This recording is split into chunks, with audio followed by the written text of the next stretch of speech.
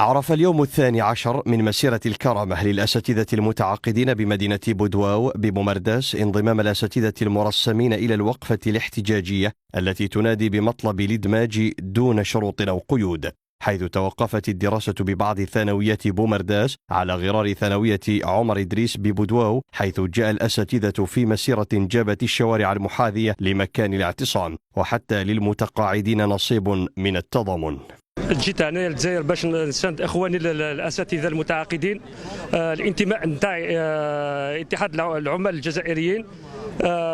استنكر هذا التصرف.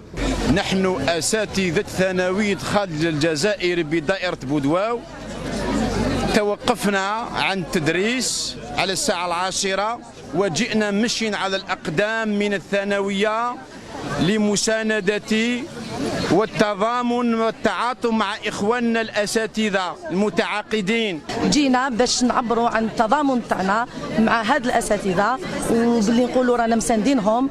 وعرفت الوقفة دخول بعض المضربين عن الطعام في حالات صحية حرجة، حيث تم نقل المكلفة بالإعلام على مستوى نقابة الكنابست إلى المستشفى، فيما عرفت حالات أخرى القيام بإسعافات في عين المكان. هذه صورة معبرة فيرويها القلم ببكاء، فلا يستطيع الإنسان الذي لديه ضمير أن يتحمل هذه الصورة المزرية. وتبقى حالة الإصرار لدى الأساتذة المضربين تواجه تعنت الوزارة الوصية وصم السلطات العليا في البلاد للأذان إلى حين ترقب أخبار جديدة من مكتب الوزير الأول تضع حدا لمعاناة مربي الأجيال.